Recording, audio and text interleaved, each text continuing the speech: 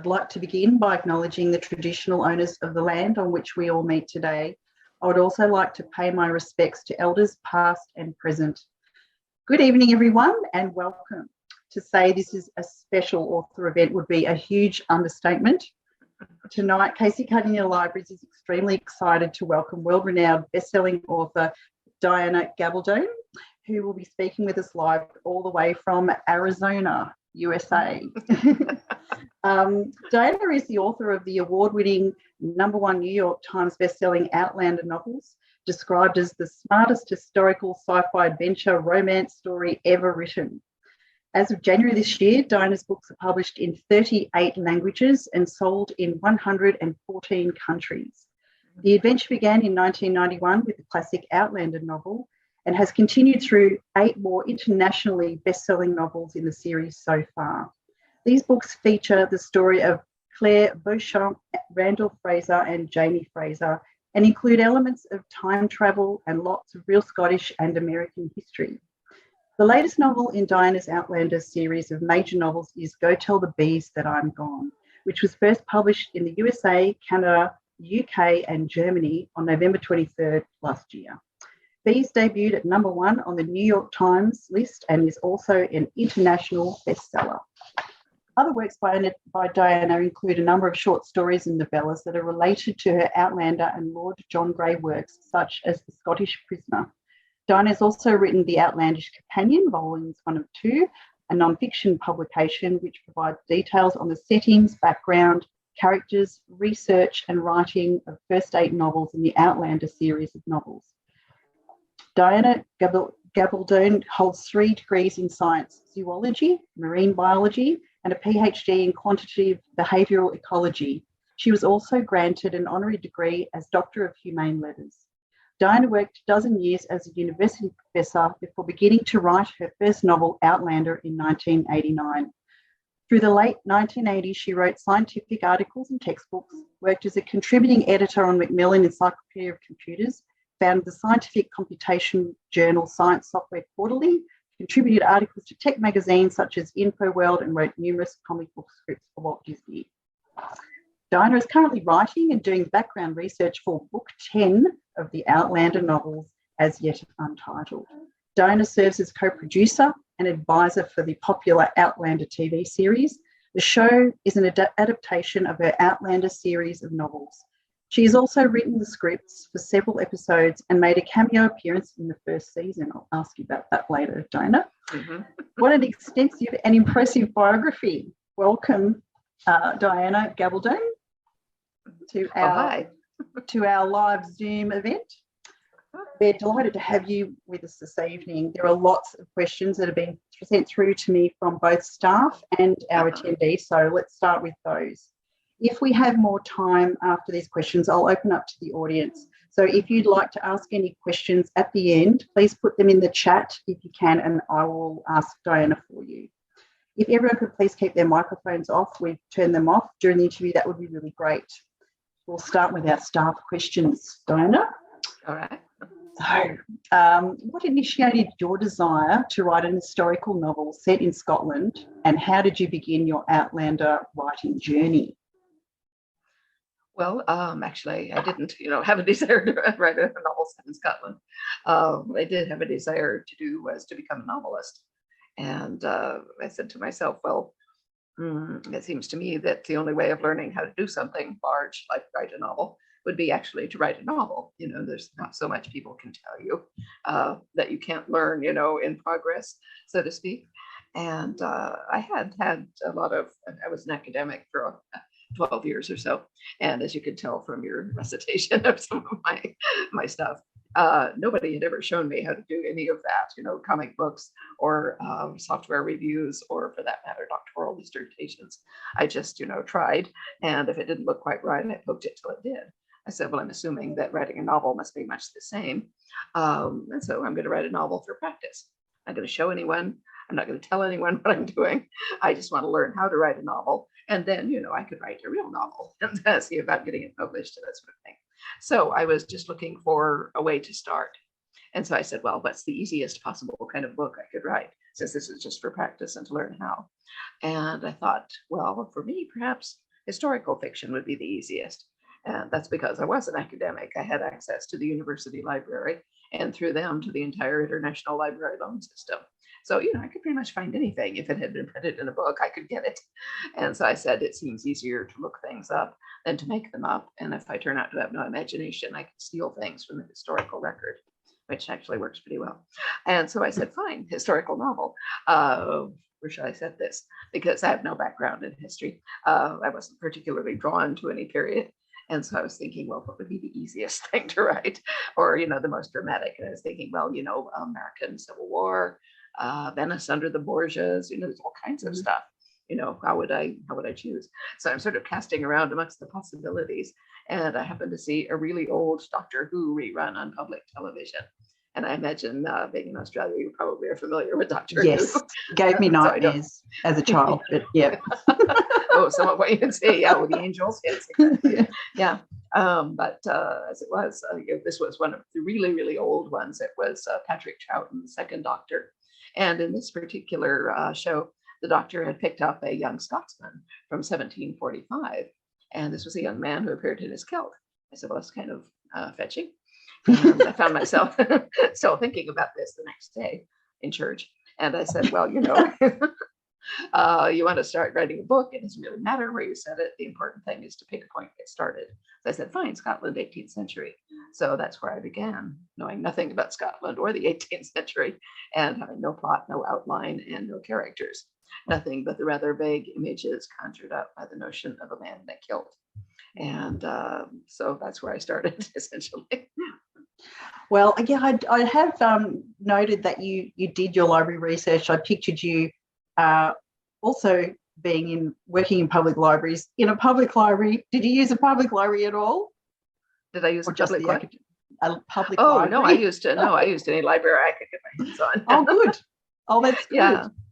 Yeah, I will tell anybody who's interested in writing historical fiction, one of the easiest ways to start getting acquainted with your period and so forth is to go into the children's section of a library bookstore and see if there are any books that are, set more or less in your period or geographical location. Because if there are, children's books are written, to be both appealing, interesting, and understandable. And so you can get very interesting overviews of a time and place. It's, necessarily rather superficial, but it will give you a broad grasp of what was going on. And often they will offer you little interesting tidbits that you might not find otherwise, because it has to be interesting if it's children's books, fiction or nonfiction. Usually it's a combination if you're talking historical. Yeah, but that's just a foot in the water. As it was, I went to the university library where I worked and typed Highlands, Scotland's 18th century into the card catalog. It had luckily just been transferred to electronic form. To that point, I would have had to be thumbing through the boxes. I miss those boxes. But anyway, I came up with 18 titles, all of which had similar call numbers. So I went to the stacks where these were and found 400 books on Scotland. Geography, clothing, language, you name it, it was in there.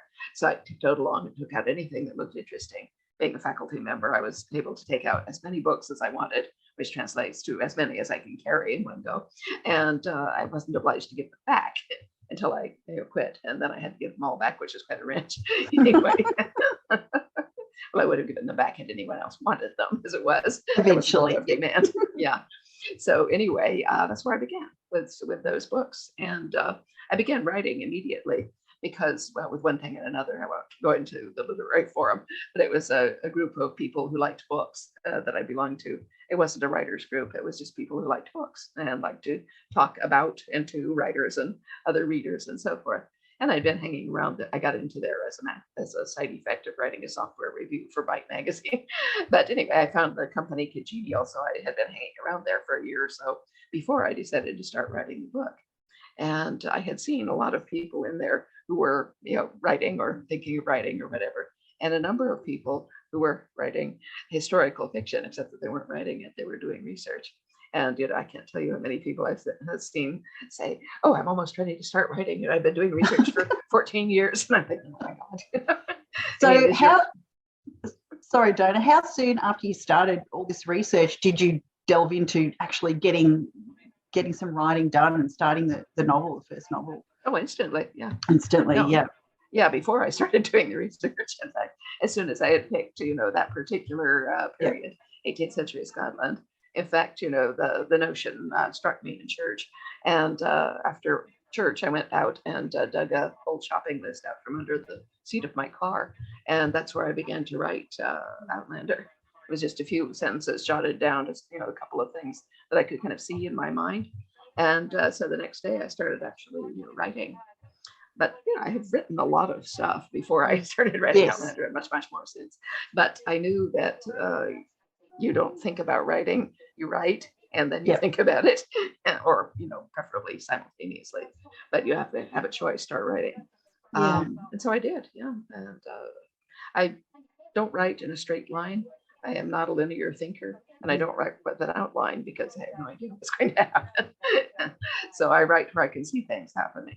What I need on any given occasion is a kernel, right? Vivid image, a line of dialogue, anything I can sense concretely. And that's where I start. You've already answered quite a few of the questions that I have coming up, which is really great about your writing style. I've kind of heard some of them a lot. So you've heard them many times, I'm sure. This one you haven't visited yet. Who do you base your characters on? I know there's obviously a lot of factual characters in your novels, but could you talk a bit more about your characters and how you who you base them on? Well, most of them aren't based on anything, they're just there. But you're right, the historical people, of course, have to be based on their real life counterparts. And for them, what I do is look for contemporary accounts of them, what was written about them in newspapers and things at the time. But more importantly, if they wrote anything, and in the 18th century, most of the interesting people were literate and they did write letters and in books and things like that, I read what they wrote, because that will give you a very, very vivid sense of who this person actually was.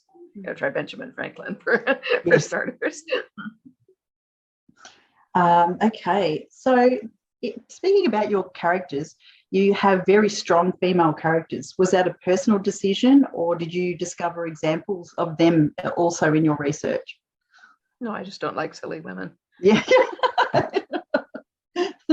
I love that answer. That's, I'm sure that everybody here, especially your readers, would just, I totally agree. Another question from the staff: many of the key characters have obvious faults or failings. What would you consider to be the main faults of Claire and Jamie? I don't want to think about their faults, but how would you approach that question?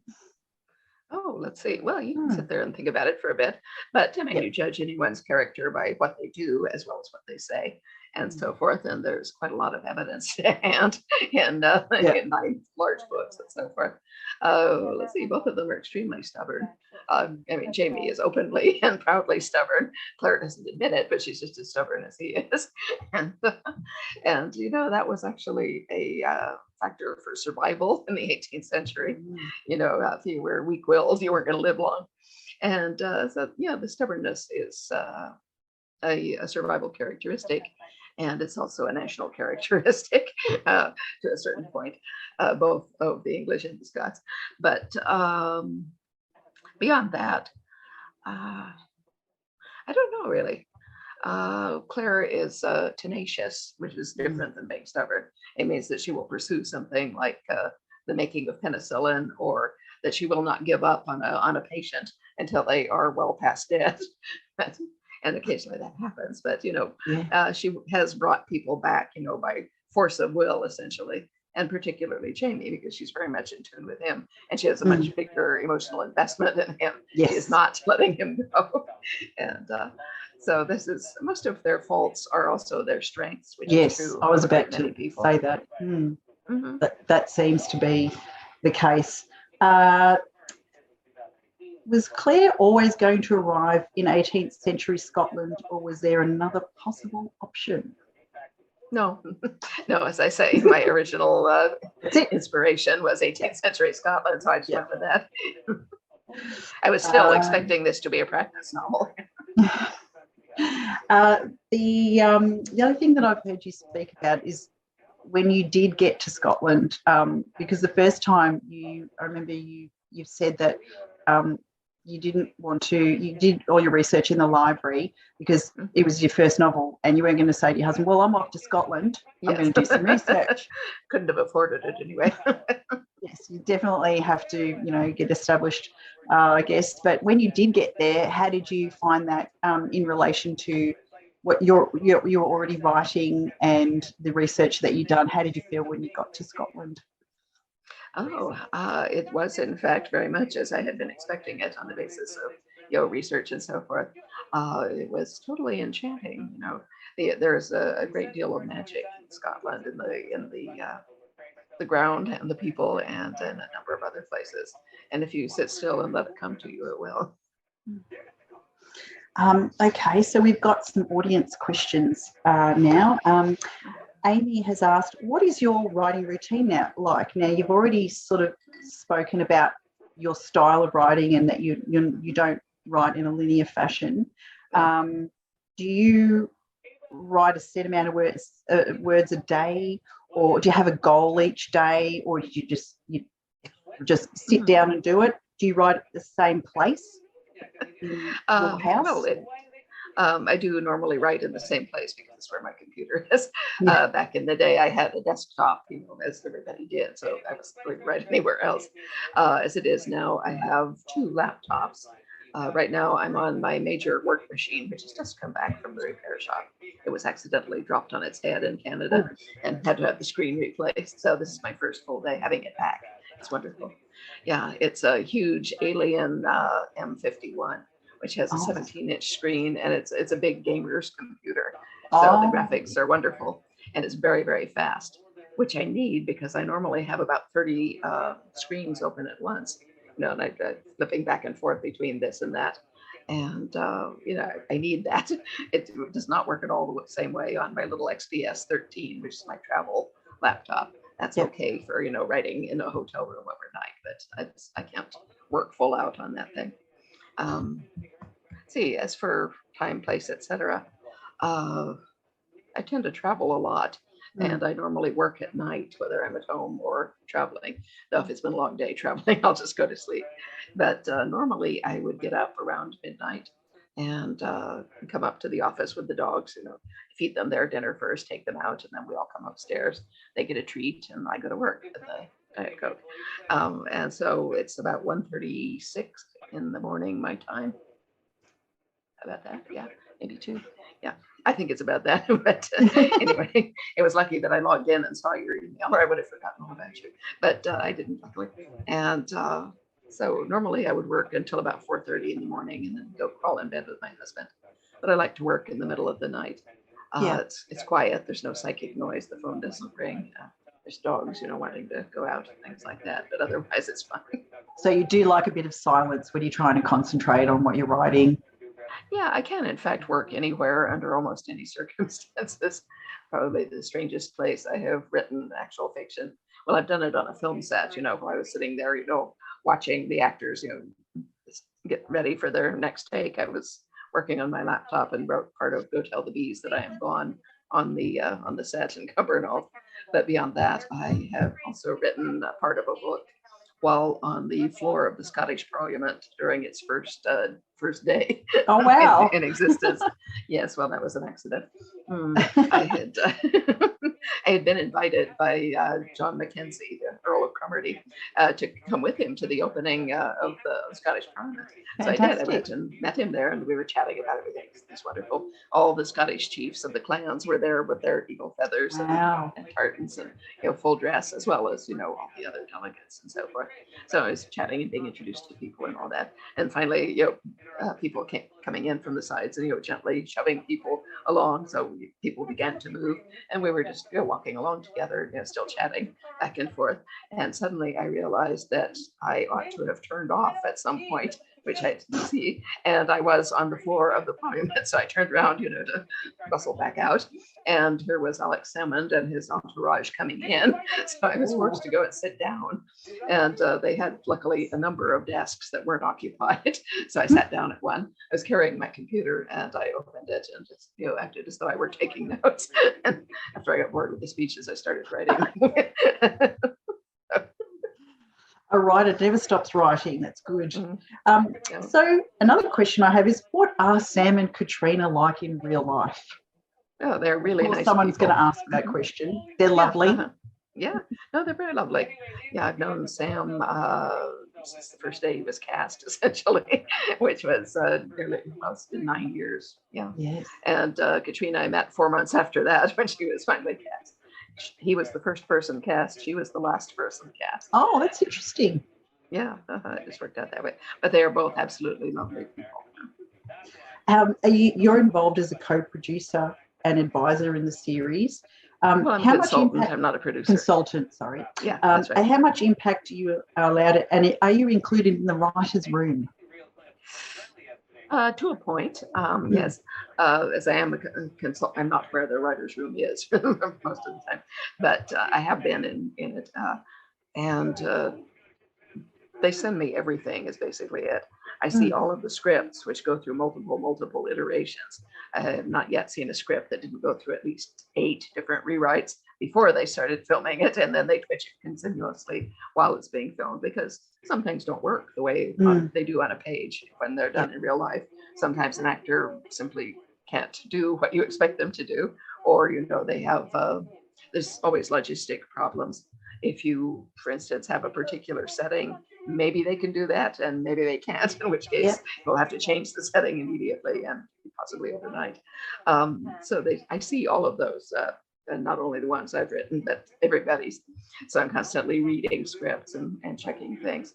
And I tell them what I think. And if they can manage it, they'll do it. If they can't, they'll tell me why not. Sometimes they go back and forth and find a middle way, and sometimes they just say, no, we're doing it this way. But how do you feel about that?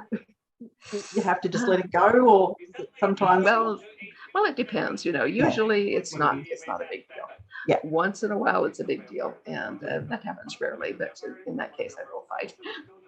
I don't always win, but I will fight. Understandably. Okay, so there's a couple of these questions have sort of been asked, but I know that a lot of people are really wanting to know what's going to happen next, but I haven't got to that bit yet. Corey says, I have no doubt over the years you've come across some very colourful, very passionate, very intense discussions about the Outlander verse and the characters you've created. What's the funniest reason you've ever heard for not liking a particular character in your books? Likewise, what's the most unexpected reason you've heard for liking a particular character? So weird things about why people dislike your characters and the opposite. I'm not sure I could pick out specifics. It's been 35 It's a pretty interesting question. But yeah, I don't know. Well, let's see. Originally, people had a hard time liking Brianna because they were all going, oh, she should be so proud and happy to have Jamie Fraser as her father. I was saying, she doesn't know this man. He's not her father. She has a father. You are not able to empathize, I see, but that's your problem, that sort of thing. And also, she's such a spoiled brat. And said she's 18, So we're getting a certain amount of that with William too. Why is he acting like that? Because he's 16, 17. How do you expect him to react? Well, he should be just, oh, Papa. I mean, well, sometimes people don't think, they just respond emotionally. And in fact, if you sit down and talk to them, quietly one-on-one, which I do, if someone writes to me specifically, rather than just talking on chat boards, then I do. But if they do, I'll discuss it with them and say, well, what were you like when you were 18? And they sort of go quiet for a minute and they say, well, actually, I was just like that, possibly have a point. Yes. So. Yeah, I think when you think back, you do forget, actually. People do forget. Well, you do, luckily. Do you think your characters will have all said their piece by the end of book 10, or will they still have too much to say and you will need to write book 11? I love that question. Well, let's put it this way. I'm 70 years old. me trying to wrap it up here. So as far as I know, well, I do come from a family of very long-lived women, so I possibly would have time to write a book 11 if that were necessary. But I am at the moment planning that book 10 will be the end. Sort of, because in all the books I've always had places where we skip several months of a story because it's the winter, nothing is happening, and we start up in the spring with the planting of the newest battle or something like that. We skip months and things. We move around from time to time, different places, and there are different people involved here who are not on screen all of the time. For instance, I could write an entire series of books about the adventures of Fergus and Marcelly. As it is, they enter the story only occasionally, and we see them in close up. But there's much more there. So even if book 10 is the end, the final big book, it won't be the end of the story. As long as it's not the end of me, I can always go back and write within one of those lacunae in the books, and fill in what happened during Christmas on Fraser's Ridge. I get constant requests to write a Christmas story involving Fraser's Ridge. I'm like, why? That's it's a possibility. Thank you for that. I'm sure that's answered that question, sort of, but they can wait to find out. Someone's asked, did you know there's a documentary being made about the Outlander fandom? Really? Well, I'm not surprised to hear it, but I hadn't heard that, no. It's been made by fans for fans.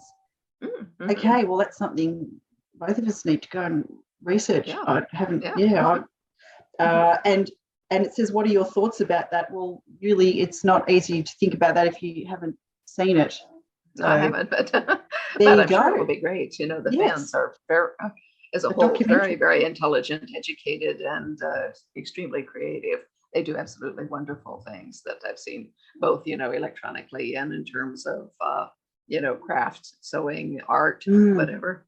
So I have the greatest faith that they'll come up with something really interesting. I'm sure it'll be really interesting. Someone's asked, you have said that Claire didn't use a gem to travel, and nowhere is it mentioned in the book that she did. In Moby, Bree was writing about gems and said Claire did travel with a gem the third time. Was Bree mistaken? That's very specific. No, I don't think so. I think that she did travel with a gem the third time. Yeah, but not to the first, definitely. These are getting more and more character specific, the questions, so I'll keep going. Overtooth and Donna have very different accounts of how they travelled. Donna says Bob, was there and went through the stones before him, but Ottertooth's account of his travel is completely different in regard to using gems, how far he planned to travel and where he went through. Did they travel together? Did Ottertooth make a separate trip? No. It's rather interesting what happened with the Montauk Five, and that might be eventually one of the side novellas or side stories. We don't know exactly what happened. The one man that Claire meets, who can tell her about it, says that there were 5 of them, and they all left together. Ottertooth plainly traveled far past the others. They were all trying to get essentially to the same place. The others fell short, and 2 of them died, at the site. That is, they were dead at the stone circle. And what's his name? The bad guy. He slipped my mind for a minute, but you know who I mean. A Wendigo. Yeah, Wendigo Donner. He made it through, but was not where he expected to be. He landed, too short of his goal. He didn't go back as far as he was planning to, and he doesn't know why. This is the thing about these books. There is no central time authority that is going to explain everything to you, lay things out as to how things work and how they don't work. It means that the people involved are having to discover the laws that govern this as they go by means of experiment, so to speak. It's got to be a natural experiment because they aren't set out to do controls and all that. So they have to do observation of, what they know happened to them and what they know happened to other people, what they have heard happened to other people, and so on. And then they're gradually stitching this together, making hypotheses, testing them by observation whenever they get more data, and just thinking as we go along. Brianna in Go Tell the Bees actually begins to write her her thoughts, her scientific thoughts on how this might all work. And so she's, constantly making notes and encodes it in Pig Latin to keep anybody from the 18th century from reading it. Though, as Roger says, how many people do you think don't read Pig Latin? Oh, okay. Will we learn who wrote? Oh, will we learn how Frank's letter ended up in the desk at Lallybrook? You might, but that would be one of the side stories. I think this is also related to that. Will we learn who wrote the other letter in the box with the handwriting they didn't recognise? Oh, you'll eventually find that one out. They're trying to tease this out of you, Diana, I think. Well, yes. See, the thing is that I don't plan these books ahead of time. Most of these answers are things that, I don't know yet. Yeah, and that's good because then it stays a mystery until you reveal it. It does, yes. And then I think about it and I think, well, that's interesting. Who did write that letter? Now, I don't even want to ask this question because I think I know what you're going to say, that it's not. But what was the hardest part about writing the Outlander series? The hardest part? Yeah. Mm-hmm. Well, I'd say it's just, the daily act of sitting down and starting to work. It's what every writer or every person who takes on a big job does. It's just, what am I going to do today? And then you sit down and you do it. Because when you're a writer, especially unpublished and so forth, there is absolutely no outside pressure on you to sit down and do it. It's all got to be on you. And many, many people are afraid of doing it. They're afraid that they'll fail. And if they never start, they won't fail.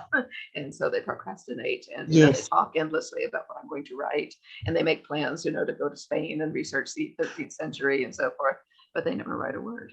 And as I say, that's why I decided just to pick a point and start, because I had seen these people who, well, one of them actually ended up getting a PhD in history because she fell in love with the Byzantine Empire and decided she didn't really want to write a novel about it. So that's a lot of preparation right there. Yeah, but it's just the daily commitment of, coming back. Yeah. If yesterday's writing didn't go well, it doesn't mean today's will not go well. Come back and try. If what you're doing doesn't work, move over and try it somewhere else.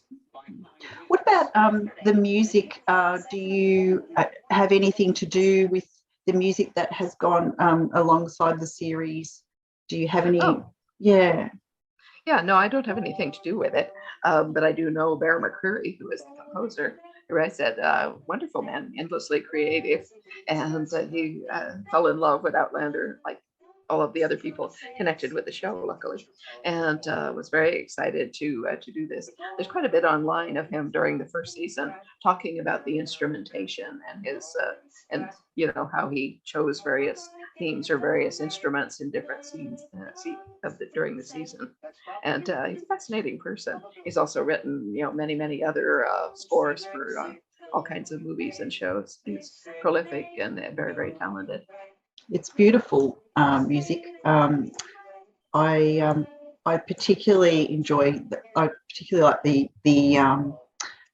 the beginning of every theme song. Yes. Yeah, they changed that slightly every season. Yeah. Okay. People are saying how excited they are to see you on the screen, and it's everybody's everyone's excited. So I'm just going through the questions in the chat now. Of course. Thank you, Diana, for getting up in the middle of the night to gift us your time. Truly excited to see you. This is when I work. You're up already. I thought I could hear your dogs as well. I could hear you got your dogs.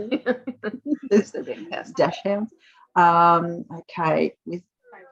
Okay. When do you sleep? That's an interesting question.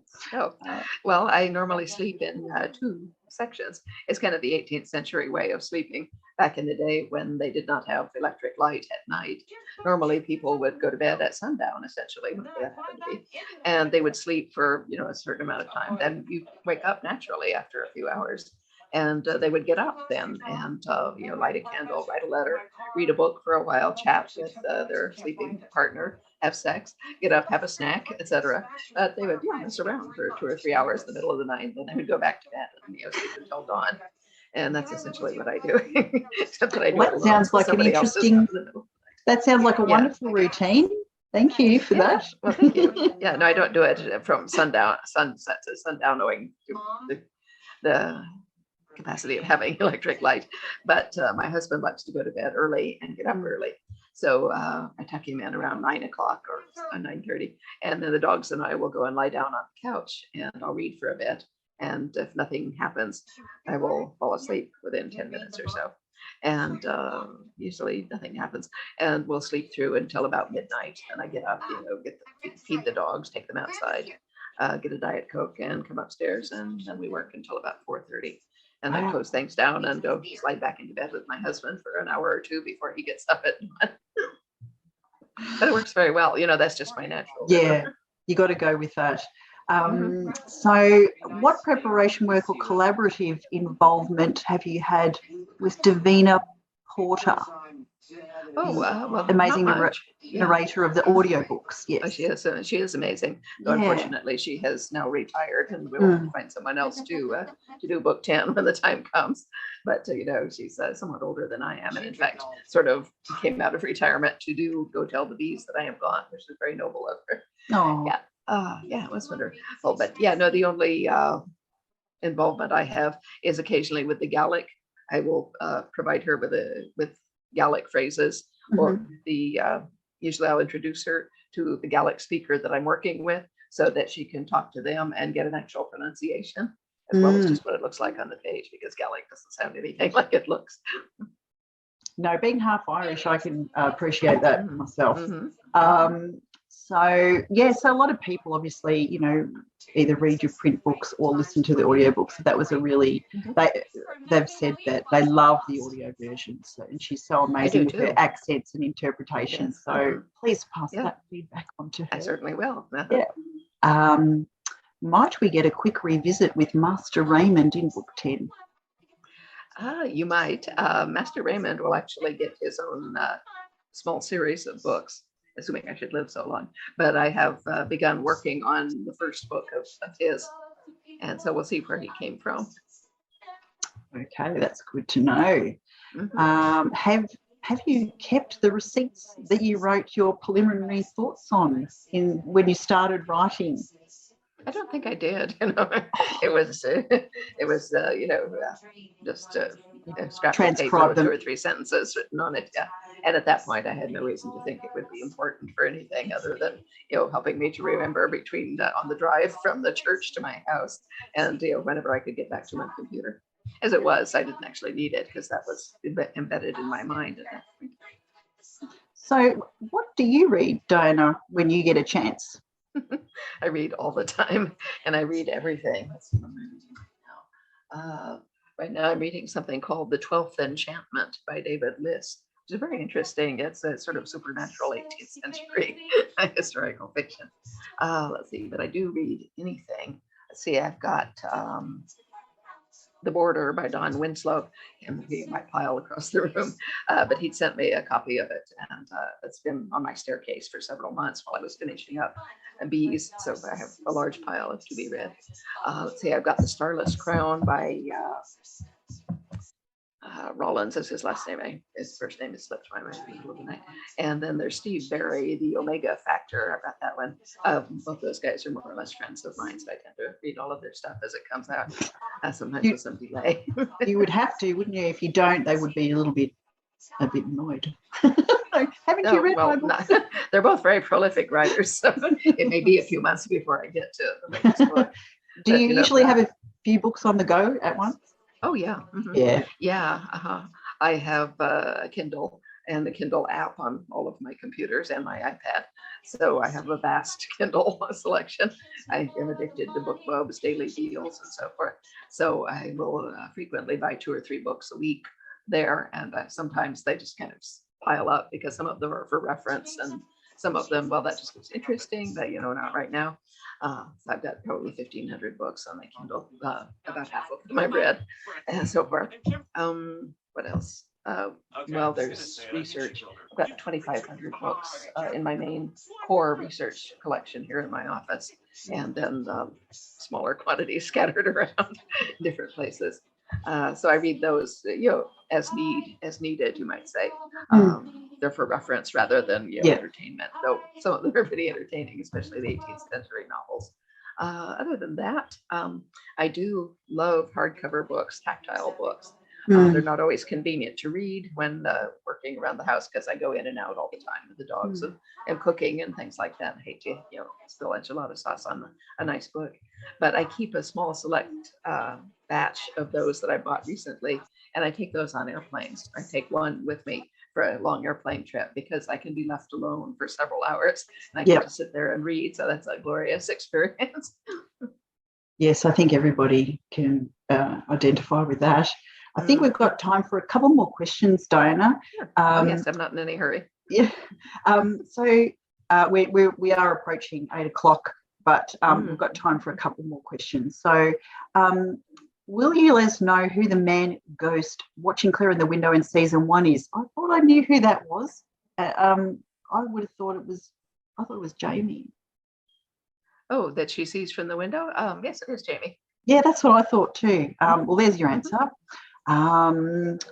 So let's have a look and see. Yes, that is Jamie's ghost, to be exact. Yeah, that's and what we'll I find thought. out what he's doing there at the end of book 10. There you go. Were you aware that Claire and Jamie make a cameo in Sarah Donati's Wilderness series? Oh, yes, I do. She asked me for permission, and I gave it. Where's your cameo exactly in the first series, Diana? Because I know you. Oh, it's her first book. Yeah, it was in her first book, Into the Wilderness, I think it's called. Yeah, and in fact, Jamie and Claire don't appear as characters in her story. They appear in a story that one of her characters tells someone else, about having that there was an accident somewhere, and somebody went across the military lines and came back with this cunning woman named Claire and her husband, a Colonel Fraser, who accompanied her to make sure she got back safely. But they're just telling the story about them. Neither Jamie nor Claire has what you call a speaking part or an actual appearance. So what about your cameo, Diana, that you did? Tell us about that. Well, that was a lot of fun. Yeah, no, they asked me if I would like to do a cameo. I said, okay, what do I have to do? And they said, well, basically just stand in one spot, for 3 days. I said, okay. Yeah. No, it's quite fun. And the course of events, having talked to me for a while, figured I could handle it. They gave me a line. I was going to say, did you? Yeah, did you get a line? I had a speaking part. Yes, I had a line, and I got to spend half an hour with the dialect coach, Carol Ann Crawford, learning the accent so that I could say it properly. It was very interesting. And later that night, we were in Edinburgh visiting our younger daughter and her husband, who is half Scots, half Spanish, but grew up in Edinburgh. And I was mentioning, what I'd been doing during the day. And so my daughter said, "I'll say your line for Ian." And so I did. He looked at me and said, "That's actually good." So, well, a little coaching never hurts. So, yeah, Diana, unfortunately, we will have to wrap it up.